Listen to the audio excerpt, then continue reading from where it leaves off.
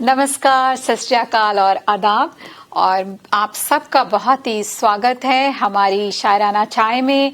और मुझे इस बात से बहुत खुशी हो रही है कि इस बार हमारे बीच ब्रिस्बेन की एक जानी मानी हस्ती हैं, हफीज अली खान जी आए हैं। आपका स्वागत है हफीज जी। बहुत बहुत शुक्रिया विभा। मैं इंडोज टीम का बहुत शुक्रगुजार हूँ टीवी की कि उन्होंने हमें दावत दी और मोहब्बत आपने जो हमें दे रहे हैं जी, सम्मान दे रहे हैं। मैं नहायत मशकूर ममनून हूँ।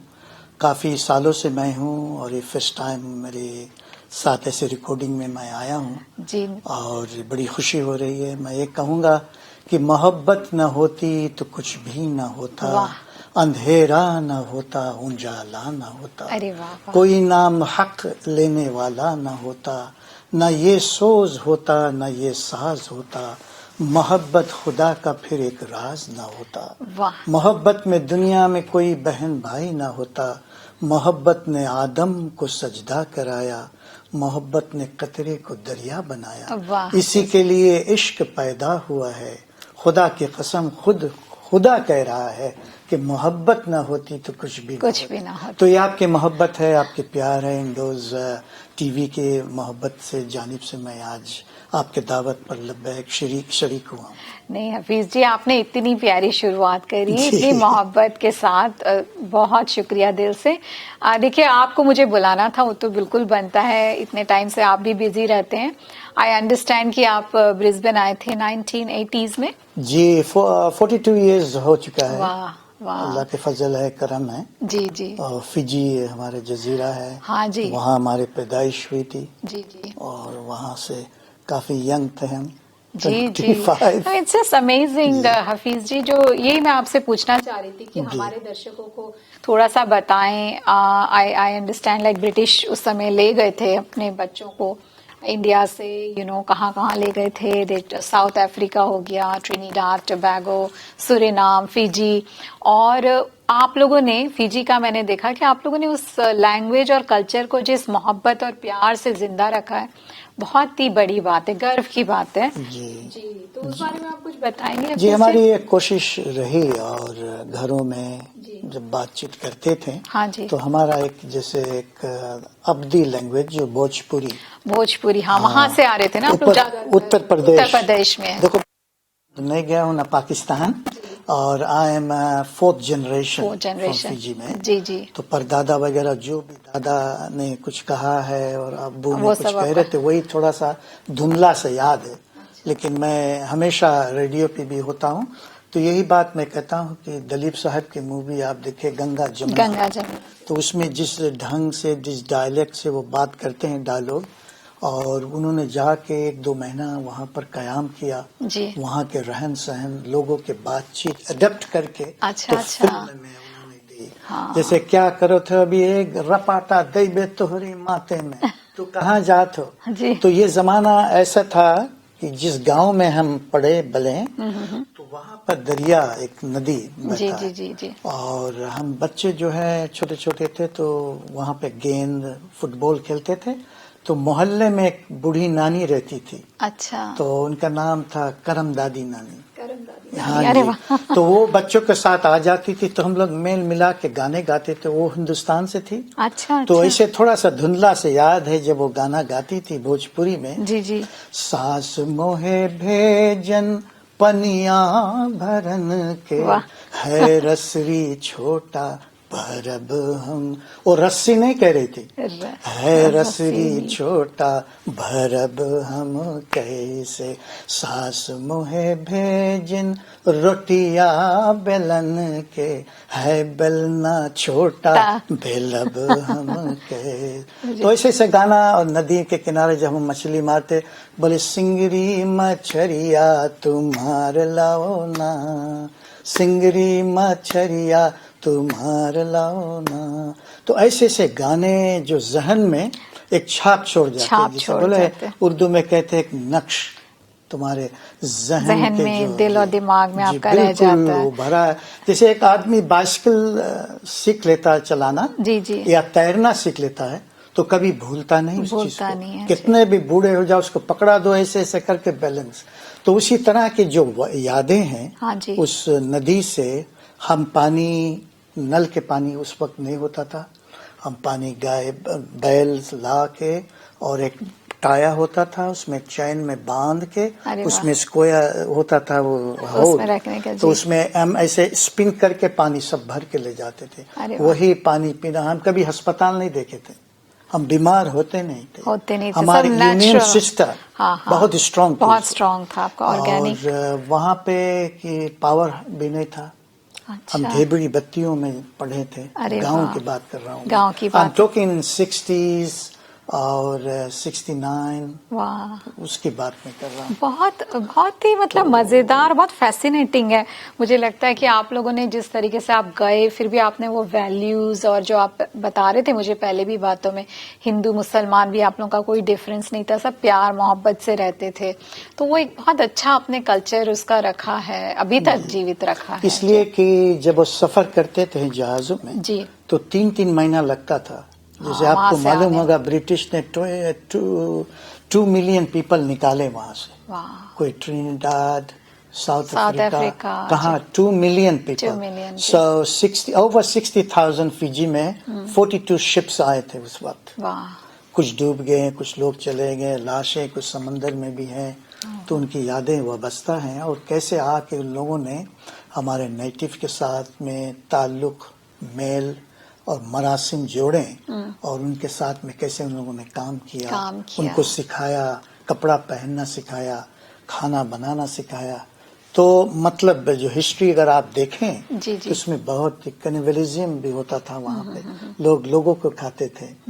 तो उस जमाने से लेके अगर आप स्टडी करेंगे, हमने हिस्ट्री में अपने किताबों में पढ़े हैं। जी जी, तो बहुत ही fascinating history. And I think मैं इसलिए भी चाहती थी हफीज जी, स्पेशली नाउ 15 अगस्त हमारा जो था 75 एनिवर्सरी है अपनी इंडिपेंडेंस डे, पाकिस्तान और इंडिया दोनों की रही, कि क्या हिस्ट्री है, ब्रिटिश ले गए और कैसे मतलब कहाँ से कहाँ आज हम इतना लंबा सफर तय करके पहुंचे हैं।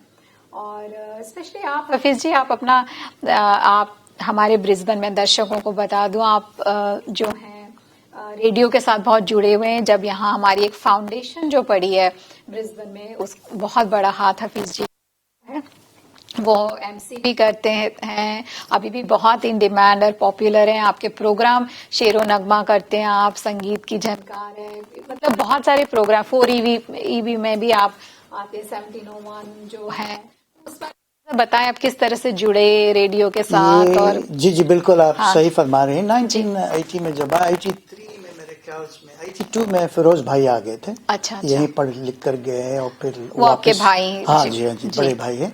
तो वेस्टर्न में हम लोग रहते थे, तो वेस्टर्न में उस वक्त रेडियो 4EB वहाँ पे था। तो लाते थे। ये कब की बात है? ये मेरे ख्याल से 82, 83, 84 ऐसे में। अच्छा। तो वहाँ पे मेरी मुलाकात फिर तौसीफ खान से हुई 1996 में। अच्छा। तो वो लिखते थे शायरी वगैरह, फिरोज भाई उसको डिक्टेट करते थे इंग्लिश में, तो वो लिख के फिर उर्दू में मुझे पढ़ना होता था। जोड़ के डेढ़ के मैं पढ़ता था। करते करते तो शायरी से बहुत दिलचस्पी लग गई, और फिर मैं जानने लगा हूँ क्या है गजल, क्या है नज्म, क्या है उसका मतलब क्या है। तो इन चीजों के फर्क मुझे समझ।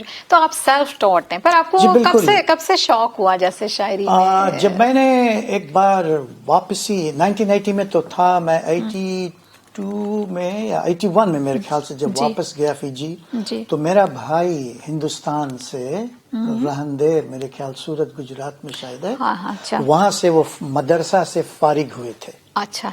सो ही वेरी नॉलेजेबल पर्सन हो गए, और उर्दू का उनकी बहुत अच्छी थी उर्दू। अच्छा। और समझना। तो एक चंदन दास साहब की गजल थी। हाँ जी, और वो गा रहे थे, कुछ दोस्तों ने उनको डिनर पे इनवाइट किया था, मुझे भी लेके चले गए। अच्छा। तो वो तशरीह कर रहे थे, मैंने मीनिंग समझा रहे थे। तो गजल थी, इस सोच में बैठा हूँ क्या गम से पहचान, इस सोच में बैठा हूँ क्या गम से पहचान, बिखरी हुई जुल्फे हैं, उतरा हुआ चेहरा है, इस सोच में बैठा हूँ, क्या गम उसे पहुंचाओ। तो एक शेर यहाँ पर आता जी। देखिए, गजल में अलग अलग से शेर होता है ना, नज्म में कंटिन्यूटी होती है। हाँ, एक चीज का जैसे अभी घड़ी है मान लिया जाए या छल्ला है जी, उसके बारे में आप लिखें तो एक ही टाइटल पे होता है, कभी आजाद शेर, कभी तो रदीफ काफिया भी आते हैं, लेकिन ज्यादातर गजलों में रदीफ काफिया, लेकिन वो चेंज होता है। तो उसने कहा, सईद सारी शायद की गजल है और चंदन दास की पहली गजल थी, 80s की बात मैं कर रहा हूँ। जी जी। तो उसने कहा, जिस फूल को तितली ने चुमा मेरी जानिब से, जिस फूल को तितली ने चुमा मेरी जानिब से, उस गुल को जालिम ने मसला नहीं रौंदा। तो वो मैंने मुझे बताया कि मसलते हैं उंगलियों से और रौंदा इसे रौंद दिया उसने। जिस फूल से तितली ने, वो मेरे दिल पे लग गया। अच्छा। तो मैंने फिर पीजी में था, चंदन दास की गजलें शुरू कर दी ढूंढने के लिए। आप कितने साल के होंगे तब? वो तो जोड़ना पड़ेगा।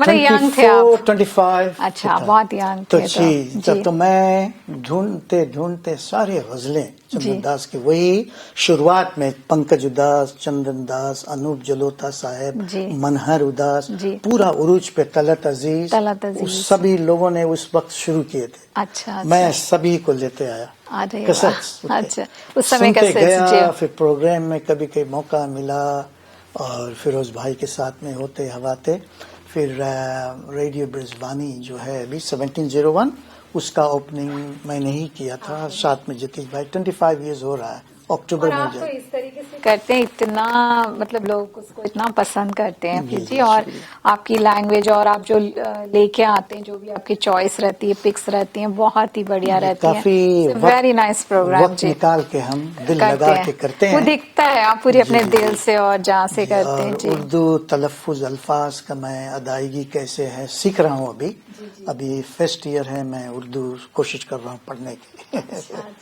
ये बहुत अमेजिंग बात है। देखिए हाफिज जी, आपकी भी कि आपने खुद सेल्फ टॉट है, आपका इंटरेस्ट था तो आपने खुद अपने आप, जो ऐसे लोग इतनी, ये मेरा दूसरा मतलब आपसे सवाल है हाफिज जी कि इतनी बहुत बिजी हो जाती है कैसे टाइम शायरी के लिए? जिस चीज से तुम्हें मोहब्बत हो तो इंसान कुछ न कुछ उसके लिए कर लेता है। बोले इश्क करोगे तो कमाओगे नाम, तोहमतें बटती नहीं खैरात में। तो कभी कभी लोग पूछते हैं, तुम सारा दिन गुजारते हो, 3-4 घंटा दिन में क्या करते हो, क्या मिलेगा तुम्हें? लेकिन एक नॉलेज है, तुम्हें मिलता है। लोगों से भी मैं आपसे बातें कर रहा हूँ तो उसमें पता चलता है कि किस ढंग से, किस तरीके से आप सवाल करेंगी, इसको जवाबात कैसे हम देंगे तो सब चीज से पता लगता है। तो मोहब्बत है। हाँ, वही बात है। ये बात आप जो बोल रहे हैं वही होता है, जो पोएट्री, आर्ट, लिटरेचर, ये सब मोहब्बत की बात होती है, सही दिल की बात होती है। अगर आपको ना हो तो फिर वो नहीं कर सकते आप। बिल्कुल सही आप बोल रहे हैं। तो ये मोहब्बत है। और टीवीज का जो हम लोग इंडोर्स टीवीज को देखते हैं, बड़ा अच्छा लगता है। बहुत दूर दूर जहाँ पे लोग देख रहे हैं तो मुझे भी देख लेंगे कि शेर नगमा के एक होस्ट हाफिज अली खान, और मेरा भी ग्रुप है जैसे आपको मालूम है, और उसमें भी हम अपने ग्रुप के लिए करता हूँ प्रोग्राम। मैं बड़ा वक्त लगा के और बहुत मेहनत से करते हैं, डाउनलोड करके क्रिस्टल क्लियर गाने जो भेजते हैं, तो लोग अगर हेडफोन्स पे या ब्लूटूथ में कार के साथ में सुनेंगे, अभी मान लिया जाए आप यहाँ से सफर कर रहे हैं ब्रिस्बेन से गोल्ड कोस्ट, तो आराम से आप ड्राइव करें और सुनते जाएं, गजलें सुनते जाएं। जी नहीं, 5-6-7 गजल में जी तो वही होता है। बहुत सुकून वाला प्रोग्राम है, बहुत ही मतलब मुझे भी बहुत पसंद है आपका प्रोग्राम हाफिज जी। तो आपको इंस्पायर कौन करता है? जैसे होता है ना कि आपकी जिंदगी वही बात है कि चंदन दास से मेरी मोहब्बत और अल्लाह से मैंने दुआ मांगी थी और दुआ मेरे कबूल हो गई जी। कि उनके शो मैंने कंपेयरिंग की। अरे वाह। और उन्होंने मुझे शाम के वक्त खाने पे बुलवाया। अच्छा। साथ हम बैठ के खाएं, मुझे लाइव अपने गाने सुनाए। अरे वाह। और उनके बीबी भी शायरा हैं। अच्छा अच्छा। यामिनी दास। यामिनी दास। जी जी, सब देखेंगे प्रोग्राम जी, अगर जी, जाएगा वहाँ। तो उनसे इंस्पायर्ड मैं हुआ हूँ। अच्छा अच्छा, उनसे आप इंस्पायर्ड हुए। उनके गजलों से। अच्छा अच्छा। और उससे तो मेहंदी हसन साहब से भी मुलाकात हुई थी जब वो आए थे। अच्छा अच्छा अच्छा। जब वो पहली बार आए यहाँ पर 1994 में अक्टूबर में वाह। रहीम भाई के घर पर कयाम किए थे। हाँ जी। तो पहली गजल उन्होंने गाई हफीज होशियारपुरी की। अच्छा। मोहब्बत करने वाले कम ना होंगे लेकिन तेरे महफिल में हम जब पेन नहीं माता है ना। हाँ जी। आखिर में हफीज जिस ढंग से वो नाम लिए थे, क्राउड थे 500 to 300 मुझे देख रहे थे। अरे वाह। सब मुझे जानते थे। बहुत ही वो वाली गजल तो बहुत ही बढ़िया हुआ है। जी तो जी उनके जी। गाने के भी मिला, उनके सोहबत में बैठा बैठे आप। और उनके दो बेटे आए थे। जी जी। रहीम भाई के बहुत ज्यादा क्रेडिट जाता है इसमें। जी जी जी। तो हफीज जी, आपका कोई एक फेवरेट होगा ना, कोई शायर ऐसा या शायरा जो आपको बहुत पसंद है, जिनको आप पढ़ते लिखते ज्यादा? थोड़ा बहुत मैं गुनगुना लेता हूँ। डॉक्टर बशीर बदर। मुझे भी बहुत पसंद है, is one of my favourite. तो एक आध हो जाए उनकी कोई? हाँ जी, तो बहुत तो नहीं याद है लेकिन एक है जी। वो चांदनी का बदन खुशबुओं, मैं थोड़ा सा गुनगुना देता हूँ। जरूर जरूर। वो चांदनी का बदन खुशबुओं का साया, बहुत अजीज हमें है मगर पराया है। वो चांदनी का बदन खुशबुओं का साया है, तमाम उम्र मेरा दम इसी धुएं में घुटा। तमाम उम्र मेरा दम इसी धुएं में घुटा। वो एक चिराग था, मैंने उसे बुझाया है। वो चांदनी का बदन खुशबुओं का साया है। अरे वाह। इसको भी चंदन दास भाई ने गाया और मैं बहुत पसंद करता हूँ। जी जी। बशीर बद्री की मुझे बात बहुत अच्छी लगती है, उनका बहुत सिंपल रहता है, बहुत ही समझने में बहुत ही इजी रहता है, which is so beautiful, like very light, it's not very harsh, right, and very soft. बहुत अच्छे शायर हैं। जी जी जी। अल्लाह उनको उम्र दराज दे। तो हफीज जी, आप शायरी का क्या कंट्रीब्यूशन देखते हैं हमारी जिंदगी में, और फ्यूचर कैसा देखते हैं आप उसका? शायरी के बारे में जरूर मैं बात कहूंगा विभा जी कि हिंदुस्तान में एक बड़े अच्छे अंग्रेज एक्टर, उनकी पैदाइश हिंदुस्तान में हुई थी। हाँ जी। टॉम मोल्टा के नाम सुना? उन्होंने ओवर 100 फिल्म्स में काम किया है जी। बैड फादर, कभी क्या होते थे। हाँ जी। तो उन्होंने उर्दू की ट्रेनिंग की और हिंदी पोएट्री का।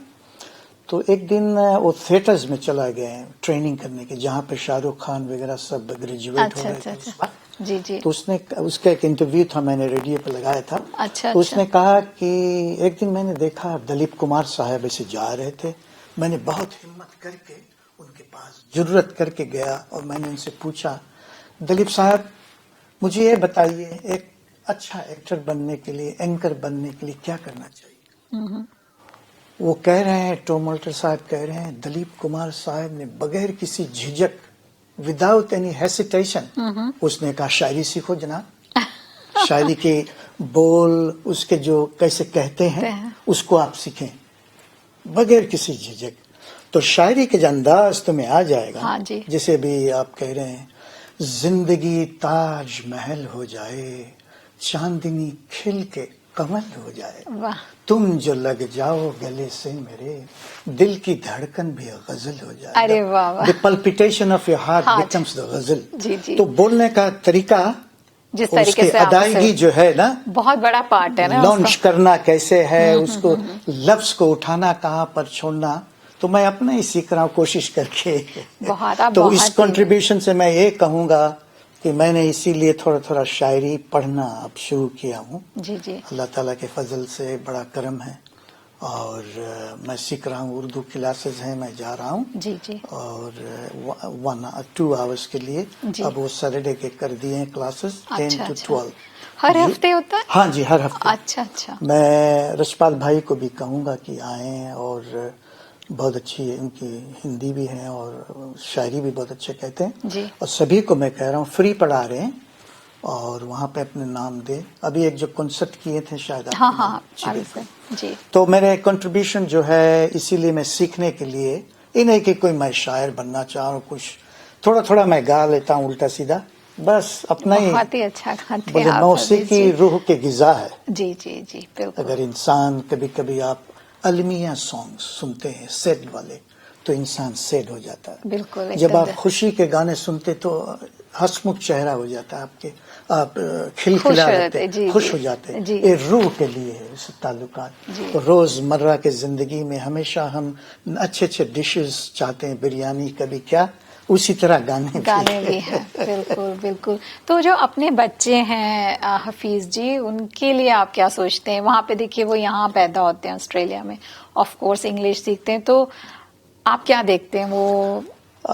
मैं ये कहूँगा विवा जी कि अपने घर पे जो माहौल आप बनाएंगे, अगर आप खुद डिफरेंट लैंग्वेज में बात करेंगे, किसी के क्रिटिसाइज नहीं कर रहा हूँ, वो तो बच्चे दाते हैं स्कूल में सीख लेते हैं, सीख लेते हैं, हाँ जी। तो अपने घर के माहौल के, बेटे ये चीज तुमने रखा था, काहे क्यों नहीं तुमने उसको हटा दिया रास्ते में, तो उसको सिखाएं। वो खुद बात नहीं कर पाएंगे, लेकिन आहिस्ता आहिस्ता उसी में वो सीखता रहेगा। जैसे स्कूल जाएंगे वो सीख जाएंगे। जी। तो उर्दू और हिंदी पढ़ाने के यही है कि जब बच्चे बाहर मुल्क जाए, अपने अपने वतन को, अपने दादा दादी से जब बात करेंगे, तो बड़े अच्छा बातें कर रही हैं, हाँ, भाई बेटा, प्यार करेंगे, प्यार करेंगे। मोहब्बत तो इसीलिए ये जो जबान है, हाँ जी, अपने बच्चों को, अपने धर्म को, अपने कल्चर को, परंपरा को हम रिवायत बरकरार रखना चाहिए। जी, तो बहुत अच्छी बात है। घर पे इज द फर्स्ट थिंग। बिल्कुल बहुत अच्छी बात हफीज जी आपने बोली। मेरे भी बच्चे हैं, छोटे हैं अभी, तो मैं कोशिश करती हूँ यही कि ना उनसे, बिकॉज जैसा आप बोल रहे हैं, वो जाते हैं तो इंग्लिश तो सीख ही लेते हैं, तो घर में कोशिश रहती है कि वो सुनते रहे आसपास, हमेशा गाने हैं या जो भी अपन करते, movies and everything. So that's a very mothers are the first school for the children. जी जी जी। जब वो गर्भवती होती हैं तो गाते हैं, जी जी जी, तो जी बच्चे भी सीख कर वो म्यूजिशियन भी हो जाते हैं। बिल्कुल बिल्कुल। हफीज जी, आपका हमारे दर्शकों के लिए क्या मैसेज रहेगा? मैसेज यही है कि संगीत सुनिएगा जी, और हमारे जो इंडोज टीवी है, हाँ जी, और जो शब्दों की अजमत, ये नाम मुझे बहुत पसंद है जी, उनको आप सुनिएगा, और रेडियो का प्रोग्राम भी हमारे सुनिएगा। जी जी, यही सब चीज है। एक तिरंगा मुल्क में है, इतना खूबसूरती अल्लाह ने दी इस मुल्क को भी, जी, प्यार है, मोहब्बत है। तो अपने अपने संगीत में मस्त हो जाइएगा, सुनते रहिएगा, कारों में कहीं पे, दिमाग को शांति मिलेगा आपको। दिस इज ये आपका एक मैसेज है। जी। और आपका ऐसे क्या जनरल मैसेज है जो सबके लिए हो, जो बाहर भी हो, इस मुल्क में ना हो? भाई भाईचारगी, प्यार मोहब्बत से रहें, एक दूसरे के जात पात पे ना देखें। हम इंसान बशर हैं, जमीन के नीचे हम चले जाएंगे एक दिन, जी, कुछ लेके अपने साथ नहीं जाएंगे। हो सके जैसे मंदिर में प्रसाद बांटते हैं, तुम्हारे पास में जो कुछ है तुम और लोगों को बांट दो। बिल्कुल, ये प्रसाद है, इसको तुम लेके नहीं जा सकते। नहीं, बिल्कुल आपस सही, में बांट दो। बिल्कुल सही बोला हफीज जी। बस ये मेरा आखिरी सवाल था। मैं आपसे बोलूंगी जाते जाते ये कुछ एक शेर या एक छोटा सा कुछ गुनगुना दें, या जो भी आप हमारे दर्शकों के लिए। मैं रफी साहब को बहुत पसंद करता हूँ। अच्छा जी। मैंने एक बार प्रोग्राम किया था, प्रोग्राम के बाद मैं कंपेयरिंग किया था। आप कंपेयरिंग? तो मैं सोया था तो ख्वाब में आए थे जी, तो लेटे थे, मैंने उनको एक कूजा में वो मोटा भर के वजू के लिए जगा रहा तो पैरन। अच्छा। तो मेरी वाइफ ने मुझे ठंडा मारी कि ब्रेड लाना सुबह सुबह। तो रफी साहब को मैं बहुत पसंद करता हूँ। मैं थोड़ा सा गुनगुनाना चाह रहा हूँ, एक दो लाइनें। जरूर। जैसे बहार और फूल जो है ना, सीजन जो बदलता है जी। वो लाली फूल की मेहंदी लगाई इन गोरे हाथों में, उतर आए घटा का जल लगाई इन प्यारी आंखों में, सितारों मांग भर जाओ मेरा महबूब आया है, मेरा महबूब आया है, बहारों फूल बरसाओ मेरा महबूब आया है, मेरा महबूब आया। Thank you very much. शुक्रिया शुक्रिया हफीज जी, थैंक यू सो मच। आज आप आए हमारे इस महफिल में और आपने इतनी अच्छी बातें हमारे साथ शेयर करी। आप इतना अच्छा गाते हैं, अच्छी अच्छी बातें हमसे कोशिश कर रहा हूँ। जी। तो मैं पूरी हमारे सारे दर्शकों की तरफ से, इंडोस टीवी की टीम की तरफ से, मैं आपके लिए यही दुआ है कि आप ऐसे ही करते रहें, आपका प्रोग्राम ऐसे ही बढ़ता रहे और आप हमेशा खुश रहें। हमेशा बस आप इस तरीके से हमारी जिंदगी को आप रिच बनाते रहें। बहुत बहुत शुक्रिया बेवा जी, बहुत बहुत शुक्रिया। इंडोस टीवी का भी मैं नहायत मशकूर ममनून हूँ। खास तौर पे जो रशपाल पाजी है हमारे जी, उनसे बहुत प्यार है हमें।